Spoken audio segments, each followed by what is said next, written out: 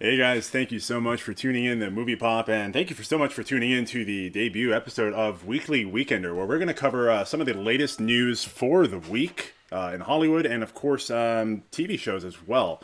Lawrence, I just want to have him introduce here first, our fabulous, sexy co-host, Lawrence. Yeah, we got a ton of news to cover. I want to start us off right off the top here. We've got a report from the Hollywood Reporter regarding the Irishman numbers just released from Netflix. Currently holding 26 million members in the first week, which is kind of surprising because it is Martin Scorcese. We haven't seen a film from him in a long time. And the reason why I say this is surprising, it's because that crappy, semi-mediocre film that came out last year, Bird Box, got 46 million viewers in its first week. So, comparatively speaking, seems like the audiences are really not on board. I mean, what are your thoughts on that, Lawrence? How do you feel about this?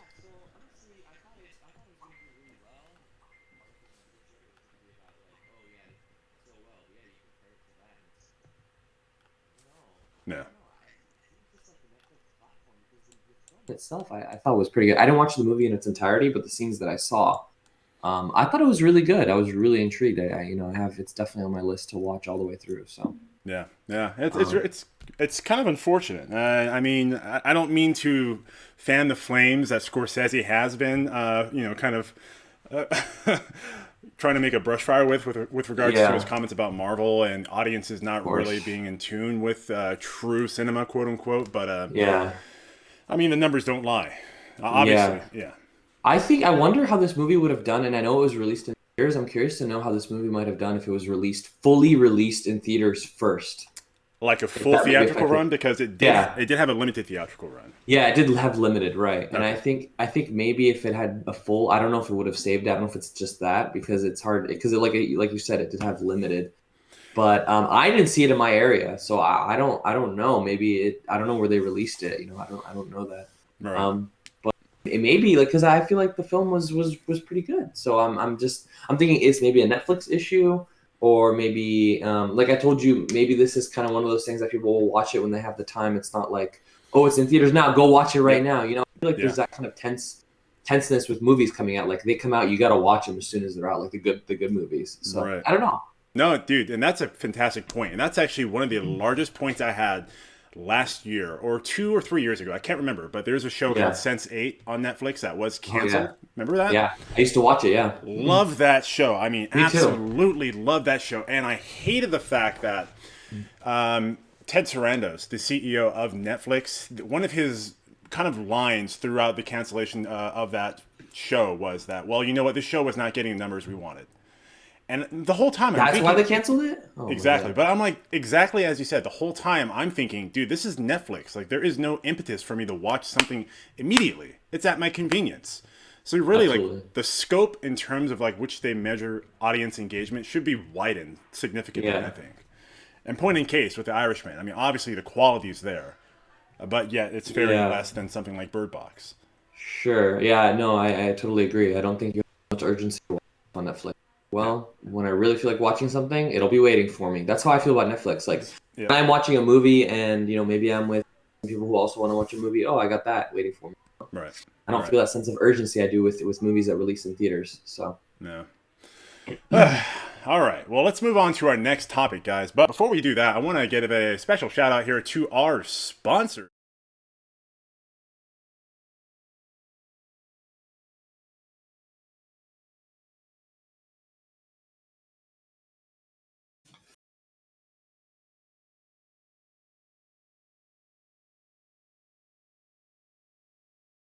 Nice.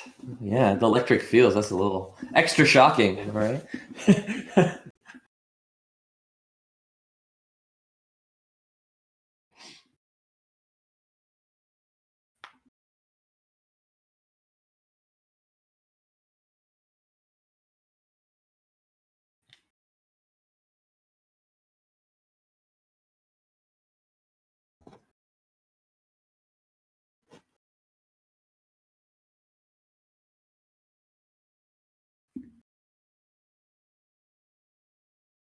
But moving on to our next topic.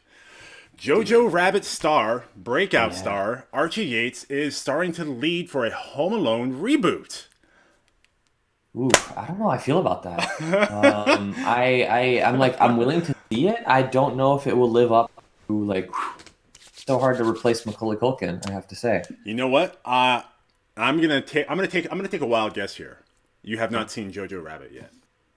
I've not, no. Did you get to see it? Precisely. Yes, I have. I have. And Nice. within that context, this news absolutely like makes me like just excited for this reboot because had I not seen it, I Yeah. would be saying the exact same thing as you. Yeah. Another reboot. So he did a really good job.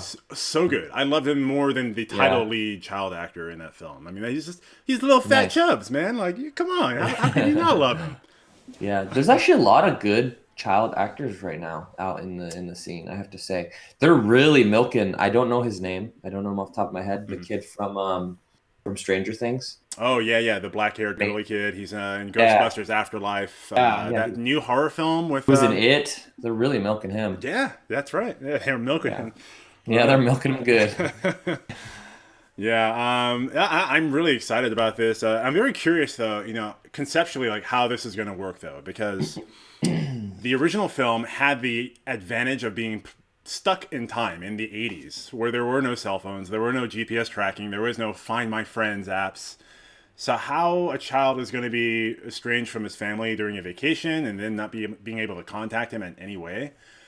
I'm curious to see how they can do it. Obviously, they have to have something if they're going ahead with production, but I mean, what do you think that might be, Lawrence? That's actually a really good question. I really don't know. They're either going to freeze it in the 80s because they find that that's the best way, Ah, or they're going to do it modern and they're going to. But see, if they do it modern, they're going to have to come up with all these new tricks right. with modern technology that he can use as a disposal to create like a house trap. You know, Yep. like Alexa's going to have like machine guns in the house that shoot like Nerf guns that she will use. You know, like stuff like Right. that. Right. Crazy stuff. So I don't know. It's that's a lot of work though. You really gotta look and see like what can we do that's clever that's using modern technology. You know. Also, how are they gonna relate? You know, they always relate the kid to like the original. They're gonna be like, oh, it's his cousin now or something. Or Yeah. like Macaulay Culkin's character now grows up and he's the parent and now he's having a kid and this kid is the one doing. You know, Right. maybe Yeah. something weird like that.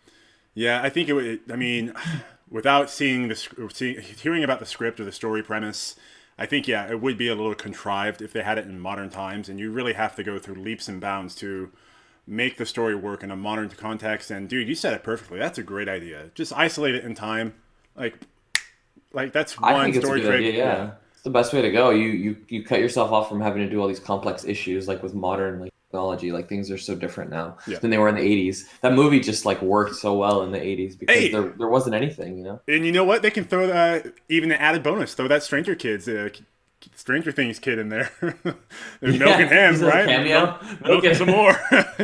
They always love to throw like kids in there. So usually it's not most of the movies lately that they've had like a young kid in. It's never like one. So Yeah. I could see them throwing him as a cameo or Wow, something. Maybe it's like a group of friends or dude, something. I just had a fantastic idea. So Oh the boy. original. Yeah, I Yeah. know. Let's hear it. All right, so Joe Pesci was the original like burglar, and I forgot the other guy, his buddy. Yeah. But what if this time the burglars are an older Macaulay Culkin and Haley Joel Osment? But why? What would there be the reasoning for robbing houses? Well, I mean, Just not as like cameos, no, or like I mean, they're playing the robbers, oh, okay, like just as cameo actors, like they're cameo not actually actors, playing the right? character. Okay, Tongue in I cheek see. because they were both famous child actors, one being the original star and the. I think they'll put Macaulay Culkin in the film. I don't think they'll put him as a main role. They'll probably put him as a cameo. I know, yeah, they wouldn't, He'll be, but I remember would the love guy to. in the first film? Remember the guy that shovels the snow outside or sand assaults the streets? They'll probably put Macaulay Culkin as that guy. No. He's just like an old guy outside just Right. shoveling. Yeah. I could see that. Yeah, probably some cameos most likely, but Oh in my yeah, dream fantasy, like that's who would the actors would be. yeah. No, it'd be cool to see stuff like that. That'd be really nostalgic. All right. Well, hey, let's move forward from this topic, guys. Sure.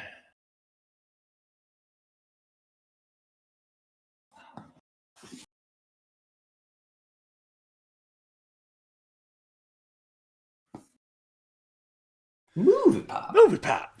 All right, so on to our next topic. This is sad news, perhaps, from one perspective, but if you ask this guy, it's great news. Marvel TV is to shut down. Current Yeah. series is being folded into Marvel Studios, which is, of course, producing all the wonderful, yet-to-be-released TV shows on the Disney Plus streaming platform, which will be under the supervision of Master Kevin Feige. So, Lawrence, off the top, how you feeling about that? So for me, I don't really watch a lot of these Marvel TV Oh, shows. you I don't don't know if watch you Agent of do. the Shield? No, Runaways? I heard it was like okay. I really no one ever told me, "Oh my God, you have to watch Agents of Shield." I'm very, very selective when it comes to shows. As you should So be. for me, it's like yeah, no, but like super selective. Like I only watch a handful of shows. Like there's like I can name there's probably less than 10 total shows that I like track and watch Yeah. total. So I never really got into the Marvel stuff. It was never I never heard like amazing things like you got to watch this. Like it's not even like doesn't really hold a candle to, like Game of Thrones or anything like that. So I never really was like intrigued by them. I love the movies, but the shows I heard like were kind of some seasons were hit or miss. Right. Some seasons were good, some were just like confusing and weird. So I was never super pulled in. So when you So read this for me, article and you see this yeah. headline, like, what's your thoughts? Like, what's your feeling? Yeah, so I'm like not really that surprised because like I said, never any of the shows were like game changer. Yeah. Kind of just like here's a show from Marvel. Please Uh, watch this.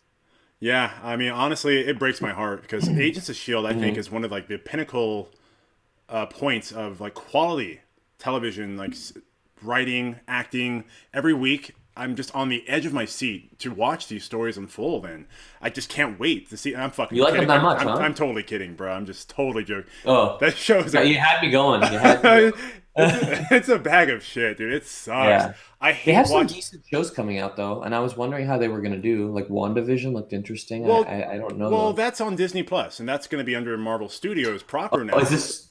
Oh, I see. Is this So are these shows just the ones on Netflix right now, or what's the So deal here? yeah, I mean Netflix and broadcast television on ABC, Hmm. particularly Agents of Shield, Runaways, and all those other shows. Yeah. So that studio, which was the production company for those properties, yes, is being shut down. I see. Okay, I Unfortunately, thought it was there is just some sad news. People are being laid off, so that is sad. yeah, of course. That's always But crappy. for the IP as a whole, this is great news because, as you said, WandaVision, the Winter Soldier and the Falcon, Yeah, Loki, She-Hulk. I mean, on and on and on. We've got some fantastic things coming up under Marvel Studios through Disney Plus. yeah, So, yeah, for sure. Up in their game on those shows for sure. Like the most recent release, those shows sound actually pretty cool. yeah, But like the stuff before, I was like, it's there, whatever. right, right.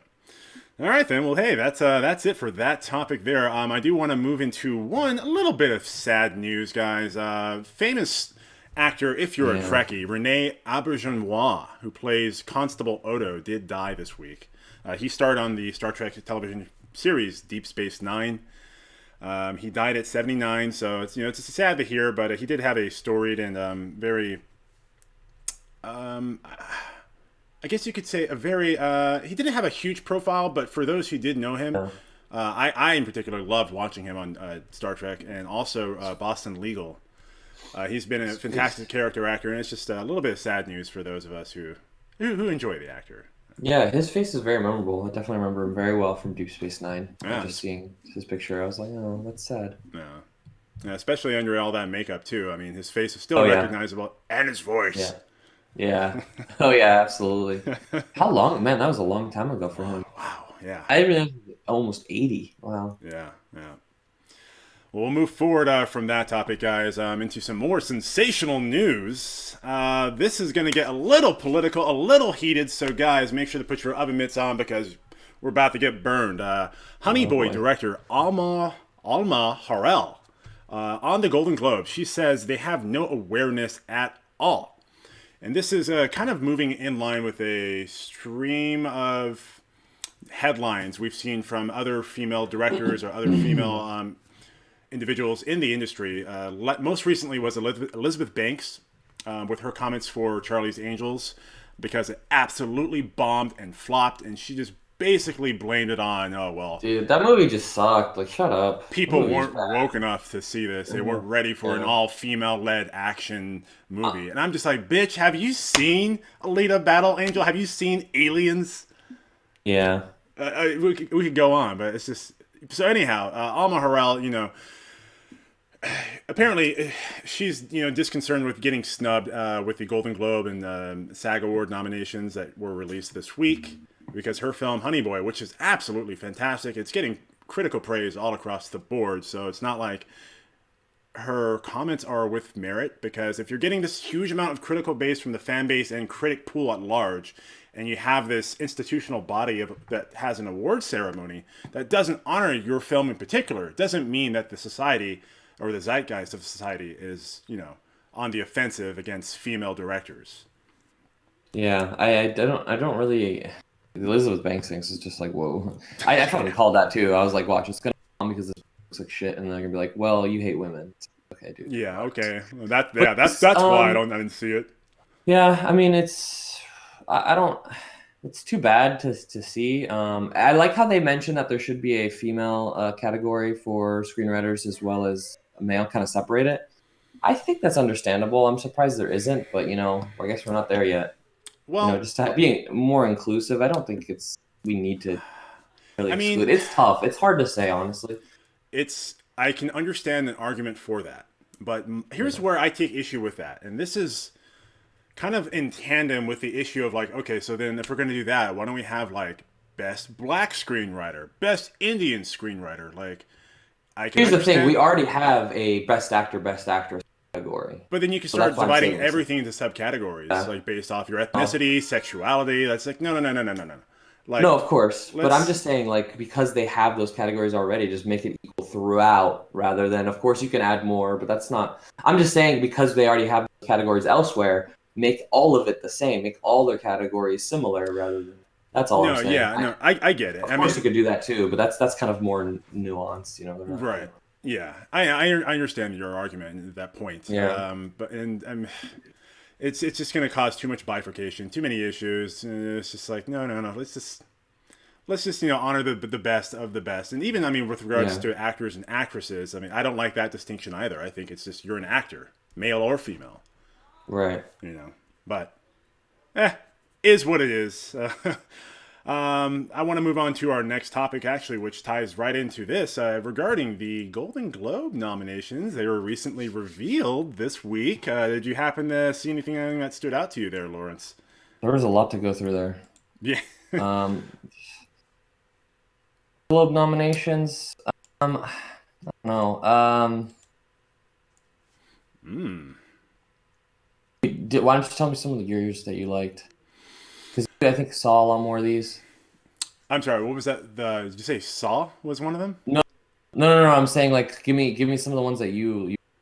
I remember Chernobyl, which was pretty good. Okay, right. Oh, Well, for yeah, Chernobyl was one of them. Foss Verdon, which I've been dying to see. That's starring Sam Rockwell. I'm glad to see it is getting praised because it does look absolutely fantastic. Those were two in particular, the Chernobyl and Foss Verdon. The other ones, unfortunately, just for television, I haven't had time to go see these films yet. Or, I'm sorry, these shows yet. yeah. No, there's a lot of nominated stuff that I'm just like I haven't really had a chance to see these. Right. Chernobyl was great, and it's nominated like everywhere. Yeah. That was an excellent show. Yeah. But for the films, though, no surprises with what they chose. Of course, I have my own personal preference, but let's go over the list. There's Once Upon a Time in Hollywood, Jojo Rabbit. Really? Which, yeah. Of course. No, I wouldn't Wow, put it. Knives Out. Knives Out is there. You just asked the same question. You've got Rocket Man, and actually, surprisingly, Dolomite Is My Name. Did that come out or? Yeah, it's been out for at least a month or two now. I haven't Netflix. checked it out. Oh, it's Wow, really that it's- is a surprising list. Yeah. Oh, and that's surprising. Not surprising to Oh, me. these are musical or comedy. Okay, I see. Musical Yeah. comedy, How does Once Upon a Time in Hollywood fit into that category? Yeah, there are some questionable things too, and we can go over in detail. But it's like, I think there was one that was very questionable with regards to was it best stunt? Oh yeah, I think like the Irishman was nominated for like best stunt work, and it's like, what? Like Robert, Yeah. Robert De Niro, Joe Pesci, like they're aging in their like late 70s, like just Yeah. geriatrically And walking backflips. around. Like, where's the stunt work here? What, just getting up off your cane, like Yeah. you know? Look at that. Look at how insane the stunts are. No, Yeah. this is interesting. I feel like I really need to watch Knives Out now. I never had a chance to. Oh, I it's really wanted to fantastic, watch man. Jojo Rabbit, but they never had it here. You have to go out of your way to see Rocket these Man kind of too. things. Yeah, I know. it's Once Upon a Time in unfortunate. Hollywood didn't leave a huge impression on me, although I liked it. I didn't think it was like, oh my God, this is the best movie I've seen all year, you know? Right. Yeah. The Let's move to the motion picture drama section. I think a lot of these are fair. 1917, did that come? No, Is it's that, coming out, man. And I yeah, cannot that's what I was like. I wait. don't think that's in theaters yet. Right? Wow. Yeah. Interesting. I didn't have super high expectations for that one. It looked good, but I'm like, this could also be very mediocre. What, 1917? Yeah. Get out! You didn't have high expectations. Let's start. Let's rewind. First of all, Sam Mendes, director of Skyfall, fantastic film. Love his direction. Yeah. Benedict Cumberbatch. All right. I just don't get that impression from the trailer that like I feel like the best scenes are in the trailer type movie. I'm not saying it's gonna be bad. Just Roger Deakins, director of I photography. think honestly I'm jaded. I think I'm jaded because there's so many movies that come out where it's like the trailer is over the top and then the movie just sucks. I can understand that. From that shit. Yeah. Yeah. However, Yeah, we are in Oscar seasons now, nomination season. Yeah. So all these films, I mean, it's just been fantastic film. Unlike in the beginning of the year where we're like, yeah, having that concern, like, oh, okay, this is being released in March, like, how good of a film is it going to be? Like, the end of the year, man, it's just, that's where they're just aiming for them awards, you know? Yeah, yeah. Yeah. Awards season. Picture foreign language. We have the farewell on there. Nice. Yeah, you got to see that one. I didn't get a chance to, man. I was stuck in Florida at the time. Yeah, very, very good. I like that one a lot. Did you watch anything else on this list? Which one are we looking at in particular? This is the best motion picture foreign language. What do we have there, if you don't mind telling me? Farewell, Pain and Glory, Portrait of a Lady on Fire, Parasite, and Les Miserables. Parasite, and oh my god, dude, that's a fantastic list. Holy shit. Yeah, seems pretty good. All of I know those. you want to watch Parasite. Parasite I saw, amazing, worth the praise. Yeah, nice. Portrait of a Lady on Fire, I'm seeing this week. Pain and Glory, I'm trying to find out where I can see it. I don't know if it's still having a theatrical run. Yeah. And then Les Miserables, that's the French film, not the musical. This is actually basically the equivalent of a French version of Training Day and Black Klansman, and actually It's more modern? Huh? Is it like a modern film? A modern film, yeah. Basically, it's about Nice. police brutality in France because France has a large, like most of Europe, has a larger Muslim and, what's the word? When you leave a country and you're trying to seek asylum, not immigrants, but they're not fugitives. No, you're close. Yeah, what is it? Fugees? I'm thinking Fugees. You know what is the word? Yes, I know what you're saying. I'm thinking Refugees. Refugees. You know, Fugees are stuck in my head because I've been watching Children of Men on repeat, and they call the refugees Fugees. So I'm like, Refugees. Yeah. But yeah, France has a huge refugee population and Muslim population. So of course they are at the forefront of getting police abuse, and this is what this film details. Basically, one officer in particular. So it looks stunning. Sounds like Queen and Slim, but for France. I'm sad to see it's not on this list as I've seen yet. Maybe I missed it. Which one? Like nominated, I mean.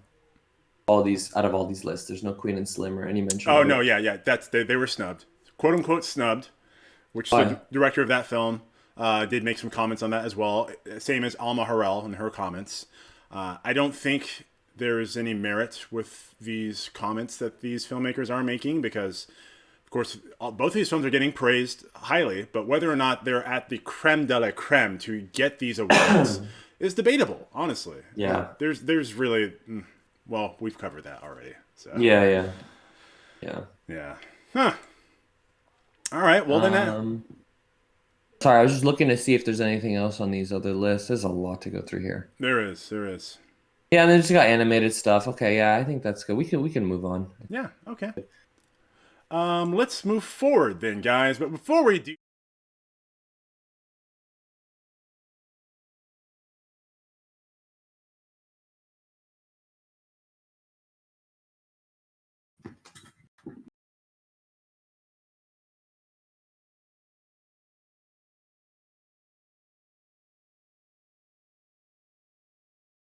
excited about this one. Akira movie is officially removed from the Warner Brothers release slate. Now, this was followed by reports that it was going to be delayed indefinitely because the title director who was attached to this project. And I was so excited to see this because this has been stuck in development hell, much like Ghost in the Shell right here has been for over 20 years. It's gone through so many hands. Most recently, Taika Waititi was attached to direct this film. As we all know, he's directing Thor: Love and Thunder now, so you can imagine he's got his slate filled to the brim at the moment. Yeah. But yeah, it's official. This just came out, I think, about 20 hours ago. It's off the release slate date, so right back to square one. Who knows where it may go after this with regards to which director is going to be attached to it, screenwriters, even the production company. Who knows? Because initially, I believe it was either Joseph Gordon-Levitt or Leonardo DiCaprio. They actually had the rights or were in production for this film, and somehow it's exchanged hands over time. And most recently with Taika Waititi and Warner Brothers to produce this. But yeah, that's sad news, man. Because you're looking forward to this. I'm not super in tune with this one. This is kind of strange. Really, have you seen the original anime? No, I have not. Not huge into. There's a lot of animes. Really into. Likewise, I'm very select few, but most notably these are original animes that really just brought anime to America, like Akira, Ghost in the Shell, Ninja Scroll, Wicked City, Macross, like Gotcha Man, all those things that were like on animated home video VHS. Like those are the films that are near and dear to my heart. But it's a sad story to see. So yeah. But on the flip side, I would much rather have them do this film justice, do it the right way, take as much time as you need, than rush through with it and destroy the IP like they did with Ghost in the Shell, which was just not only a financial stinker, but critically panned as well. And this guy here just hated it. Ugh. Good things. So I didn't even watch it because I heard such bad things. So. Stinker indeed. Yeah. All right, guys. Well, before we move forward, I just want to remind you.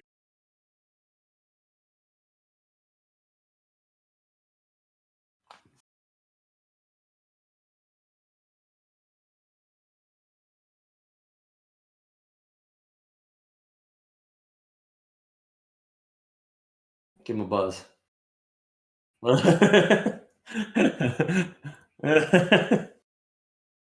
Oh, Grandpa. Oh, yeah. He loves it. Speaking of buzzes and fatalities, Mortal Kombat. Yes. Oh, you're excited for this one. I think you're going to take the lead on this topic. Oh, hell yeah. But the film, it wrapped up filming. It has a 2021 release date. It's real. It's coming. It's in post-production now. So, Lawrence, why don't you just take this away, man?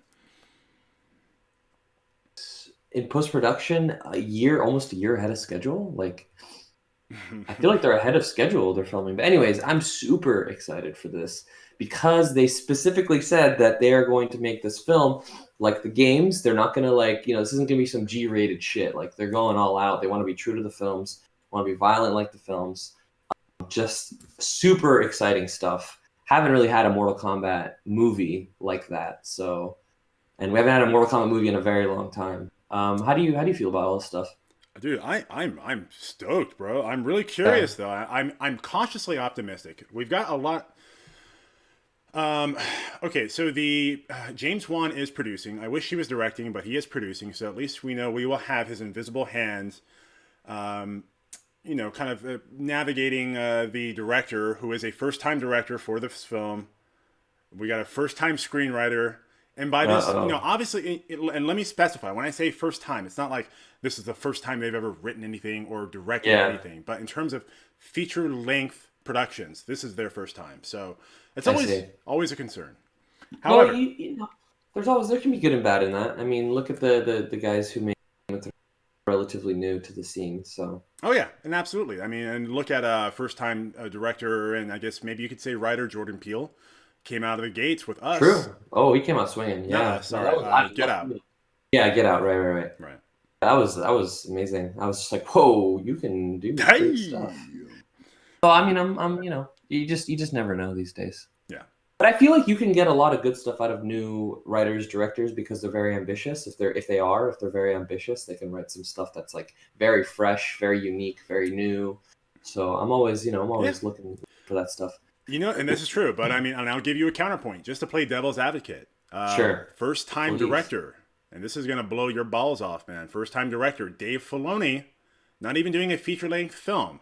Doing the 2 episodes of The Mandalorian, which is the first episode, and your favorite, if you haven't seen it yet, episode 5. By far, the worst episodes of The Mandalorian thus far. Really? Yeah. 1 and 5 you think were the worst? Or just 5 was the worst? 1 and 5. I mean, I guess let me specify. 5 was one of the worst, undoubtedly. 1 was good enough, but you could see issues because Dave Filoni, he's not a live action director. He's an animated director. So you could see he had issues with pacing and some of the dialogue and all the setups and all this stuff. Yeah. So that's my counterpoint to that. It could I go can south too. see that. I mean, honestly, comparing 5 to something like 6, I don't know if you've seen it. 6 was really good. Oh yeah, 6. But Dave Filoni had nothing to do with that though. Yeah, I know. No, I'm just saying you compare 5 to something like 6, and you're like, well, there's a big difference. Oh yeah, I have not seen 6. I will watch it today though. Okay, dude, it's good. It's good. I've heard. All right. 6 is really good. Ooh, a 5. Oh, what a stinker though, right? Yeah. Oh, watch your little baby here. What are you doing? Oh, waka waka. I'm crazy comic relief. Opening scene on 5 was great though. It was great, but then they had to ruin it. Like, I could bring you in cold or bring you in warm, and he's like, boo boo pew. That's my line. I like that though. I like that was cringe, shit. Dude. Really? He was basically winking at the camera. That's my line. Wink, wink. He's got such a stoic voice. That's that was stupid. All right, so but with regards to Mortal Kombat, dude, I'm loving part of the casting. I know Hiroyuki Sanada. He is, I think, playing Scorpion or Sub-Zero, and Hiroyuki Sanada, fantastic in The Last Samurai. Loved him as Dogen in Lost. Anywhere I see this guy, I'm captivated by his presence on screen. Now, I don't recall if this was confirmed or if this is just a rumor or just plain old bull jizzle, but I thought I read somewhere that Chris Pratt was going to be playing Johnny Cage. Chris Pratt? Yeah. Really? Yeah. And, I was kind of jarred by it, but I was like, you know what? Cast is sick. They have, I don't know if you scroll to the bottom, they have every character side by side with the actor. Oh, no, I did not. Yeah, it's at the if you scroll past the Twitter post, there is a picture of Mortal Kombat. Okay. And below has images of all the actors side by side. Okay. All right. Looking pretty good. Looking pretty spicy. All right. Well, let's move forward from this topic, man. We've got some more brilliant action-related news because John Wick and Matrix 4 star Keanu Reeves is scheduled to release and star in a film on the same freaking day for a franchise that are both on their 4th film. So let's just call it National Keanu Reeves Day, guys. Yeah. Keanu. That wasn't the case though, because then like it says in I mean, Keanu Reeves is like, yeah, come to daddy, but competition, Right. Yeah. Obviously. I mean, how do you think this is going to play out? What are your thoughts, first of all? I'll give you mine. I don't know. Like, I feel like they might end up hurting. It might end up hurting. Like, if each film released individually, like, why would you want them to compete versus each other? Like, just have them individually. They both, I think, do better from it. I don't know, but that's what I'm thinking. Like, definitely do better if they were released individually, like different in the year. Well, they are being released individually, but simultaneously. No, yeah, I know. I mean, like different times of the year. Like, okay, I wasn't sure if you thought they were gonna do like a Matrix 4, John Wick 4 mashup. No. That's what I mean. Like, they're John just Wick released versus on the Neo. same day. Let's go. I'm very excited to see what Matrix 4 looks like, though. I feel like that series is like Star Wars now, where it's like it had its run, great. I mean, I think 2 and 3 were not as good as 1, but it was still a pretty good series. Yeah. And I'm really curious to see where they're going to take it going. Wow, dude. I'm honestly like, it could go in a great direction or a bad, Yeah, I'm inclined to think that it's going to go in a great, fantastic direction because not only is Lana Wachowski, who is the sole director on this, Laura is not going to be there, but Lana Wachowski, geez, that's a mouthful. She's going to be directing, writing. This is a property this is the one that made them. They're intimately familiar with the source material. They've had so much time since the last film came out to really develop a story, and so much more experience, like in terms of developing a narrative, working with newer technologies and film directing. Because you've seen sprinkles of this magical filmmaking that these directors are absolutely capable of. Let me start it off first off with one of my favorite films of all time. It is an underrated masterpiece. Speed Racer is absolutely fucking phenomenal, man. Visually, story-wise, the adaptation, bringing something as stupid and like without any narrative story weight as Speed Racer and making it their own, absolutely incredible. The world building in that film, everything, A-class. Yeah. Then you have the adaptation for Cloud Atlas, adapted from the novel. Another fantastic adaptation. I love that film. I thought it was just... I did like Cloud Atlas. I feel like there are the overall experience, but I think the good stuff in that film is pretty good. Yeah, it wasn't a perfect film, you know? Absolutely. But you have to hand it to them for trying to weave a narrative between, 4 multiple timelines with the same actors playing different characters. It's like a show, but like instead of a show, you're watching. It's like a lot of episodes. It feels like each section of the film is like an episode. You know what I'm saying? Right. No, and then I have even more confidence in the fact for them to expertly delve between such properties and like frustrating narratives as Cloud Atlas was, because in Sense8 they did that brilliantly with the camera work and all 8 different actors in 8 different parts of the world with 8 different stories and bring them all together on screen, an ensemble action set piece. It was just like nothing I've ever seen before, and they had to limit their storytelling with just within the camera. So imagine now. It still hurts. Which one? No, I'm saying it still hurts that Sense8 got canceled. No, yeah, it still hurts. But you know what? Thank God Netflix listened. They don't hurt us, and at least kind of tried to close out the story. They did with that last movie. Thank God. But that aside, to bring it back in with The Matrix 4, I have high confidence with everything I've just said that she's gonna knock it out of the park. And the casting too. Have you seen the casting? No, I haven't seen anything on Matrix 4. I just heard that these are going to be released on the same day. Okay. But also, I'm just excited to see what Matrix. It's been a while. It's been a hot minute since the Matrix movie came out.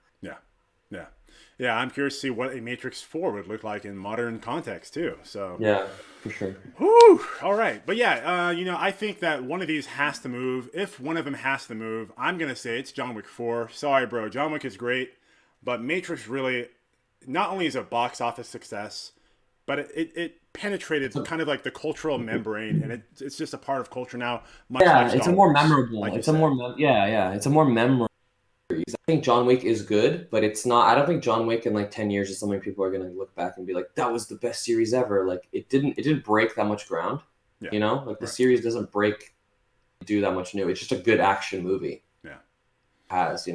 Yeah. Matrix, it's it is breaking when it came out, and even I hope with 4, it's going to break a lot of new ground. It's a very unique story, has a lot of particular stuff, kind of like Star Wars. It has a lot of stuff that you don't see anywhere else. It's very, very good. So yeah, agreed. All right, well, yeah, man, we're both excited for that. So pinch the nipples, milk them out. Maybe we'll get the Stranger Kids in there too. Stranger Kids. Stranger Kids. The Stranger Things kid. We can milk them some more, throw them in a Matrix film. Who knows? Yeah. Guys, make sure, remember.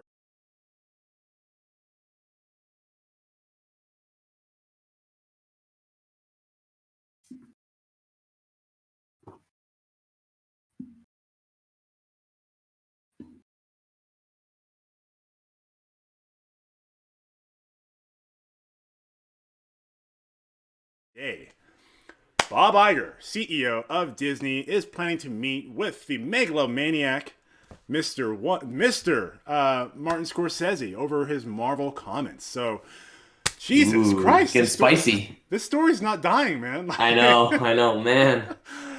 What's going on Comments here? are nasty and not fair. People were making the movies. He says. Yeah, Jesus. Oh, dude, I have a hot take on this. Yeah. You know, before you even start, like, let's not forget Martin Scorsese is one of the greatest filmmakers of all time. Agreed. He does have a certain perspective, and we should all come to appreciate that. But with that being said, I can never value or validate or respect the opinion of someone who's never, and admittedly so, never seen any of the Marvel films, maybe except for one. I think he said he watched Captain America, the First Avenger, for him to make a blanket statement as derogatory and derailing as that. Like, that just, I don't understand. Yeah. How do you do that? You haven't even seen what you're talking about. I understand where he's coming from. I think he just has a lot of animosity. You can't watch them, but like, you can't make comments on them without actually seeing them yourself, or at least seeing some of them. You know, you can't. You're just not qualified to comment on them. Like, people aren't going to take you seriously if you're like, I've never seen them, but they're shit. Like, right? Well, okay, yeah. I'm not gonna listen to your opinion because you fucking even look at them. Yeah. Time to watch them, as painful as it may be, or at least some of them, and just say the few that I saw I did not like because of X and Y. You know, right? Just weird. Say that. Yeah. It's weird, but you know, what's even weirder is the fact that they're both meeting up to talk about this, and who knows what else. I don't know if this is one big PR game, and we're gonna have the newest Marvel film directed by Martin Scorsese, and it's all just been some dark, super dark Marvel. Yeah, the gritty taxi driver and Spider-Man. Yeah. Ridiculous. Interesting. Yeah, I thought, man, like, this story was dead like a month ago, and then he wrote like a New York Times op-ed piece, came back to the surface of the news headlines, and then I'm like, all right, well, 3 or 2 weeks ago, I'm like, all right, the story's dead now, and then boom, here we are again, like Bob Iger, Martin Scorsese meeting up. Strange. I think they're just milking it. They're milking it because everyone's got their eyes on this stuff right now. I think so. I mean, I say this in jest about the whole like PR thing being played up, but it does like beg one person to wonder, like, seriously, this is still going on, and now you're meeting up. Like, I feel like something is happening behind the scenes. We might get something tasty, hopefully, though. They're gonna be like, let's talk about this, but I also have a deal for you. Right. Yeah, precisely. Aye. Okay. Well, you know what? I think that's a good point for us to end on. Actually, there's one more that I think we skimmed over. You can correct me if I'm wrong. We never spoke about the Power Rangers reboot.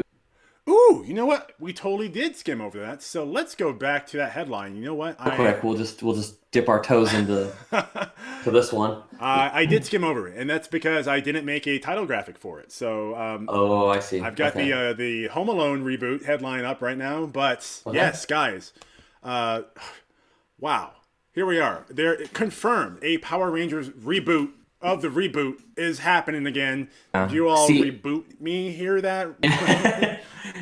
I want to talk about this one because I thought the reboot was very mediocre, and I'm a big Power Rangers fan as a kid growing up. I think a lot of people during my generation were. 90s babies. I think they're just going to keep rebooting it until they're like, until they have one that's like watchable. Yeah. I'm not really surprised that they're rebooting. I guess, I mean, I knew they were going to have another. I'm kind of surprised they're just rebooting it. I thought maybe they're going to do something else. I don't want this series, this Power Rangers, to turn into like the reboot child where they just reboot it 7 times until they get it right. Yeah. So kind of don't know how to feel about this one. You know, this is like near and dear to my heart. So, man, do it right. I don't know how to feel about it either. I'm not feeling good. I'll say that because, like you said, the most recent reboot. Was there a film? Actually, there was a film, right? Ivan Ooze. That was the original film back in like '98. Mm-hmm. Did we have another reboot besides that most recent one with Bryan Cranston? I don't think so. Yeah, we didn't, right? Okay, so that time they did films was when the shows were TV, kind of that went with those shows that they released every now and then. But yeah, it's been a long time, and this is kind of like none of them had like a crazy theatrical release, so it's like this is that was their chance, right? And it was kind of like, eh. Yeah, I didn't get to finish the film. Honestly, I saw about half of it. I liked what I saw. Honestly, I did too. I didn't finish it because it wasn't that good. Oh, really? I was pressed for time, but I was actually enjoying what I saw halfway through. I mean, the film could have fell apart. Yeah, I mean, it was It was, yeah, I don't know. What I saw, I was like, yeah, I agree with you. Like, it was cool initially, and then I was like, okay, where this is going and stuff. Yeah, well, we'll see. I mean, so the last, well, not the last, but the only, I'm so used to saying, because studios reboot franchises and properties so often, All the fucking time, it's a yep. reflex for me to say, yeah, the last reboot, or the most recent reboot, whereas in Yeah. this case, this is only the second reboot. So, but the first reboot, the only reboot thus far that we've seen on screen. Okay, tongue twister. That film, Jesus. That film was more of a darker, has a darker, like young adults kind of edgy kind of take on it, right? So with this one, I think Saban is principally involved in the production alongside, and I'll touch on this point later, with Paramount Pictures. Then that's concerning. I'll explain why later. But Saban and Paramount are producing this. They're going for more of a lighthearted approach, more in line with what the original TV show was. Okay. I'm not sure if that's a good thing or a bad thing. I'm inclined to Me neither. At my age now. Yeah. I think going darker, a little more young adults approach, like the Hunger Games, was the right way to go. Yeah. Because younger generations now, unless they're trying to, capture the minds of the younger audience now, but do they even care about Power Rangers? Do they even know about them? Yeah. That aside, the fact that Paramount is the studio behind this project is concerning for me as well, because, as we all know, Paramount has not had a good run of films. Most notably, again, behind me, this property, Ghost in the Shell, one of my favorite films. Oh boy. Paramount responsible for it, killed it. I think Star Trek as well. Crap. And most recently, the biggest box office blunder, Gemini Man, Paramount. So, Paramount can't catch a break, and I'm like, man, I don't think this is a property you really want to be investing in. Was Gemini Man actually like a blunder, like a huge blunder? Oh, big time. Big time. I thought the movie was like, it was okay. Critically, it was yeah, but box office, yeah, definitely they lost a couple $100 million. It's crazy because it's Will Smith, like when does that happen with the Will Smith film? Precisely, yeah. And Ang Lee, too, Academy Award winning director and actor, but it was just a crap story. So yeah, the story was not interesting at all. It was very like, okay, wow, there's nothing special in this film. Yeah. So yeah, that's what my thoughts on it, man. Anything else you want to add to that before we close out the broadcast here for Weekly Weekender? Well, I think that's everything. I mean, there's not much to say here. I don't like seeing something like Power Rangers rebooted 2 or 3 times before they get it right, but whatever. Hopefully they do it right this time. What can I say? Right. Okay, guys. Well, hey.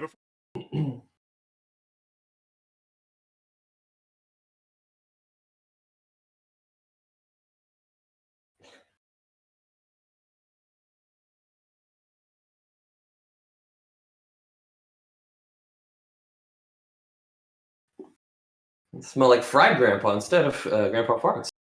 Delicious.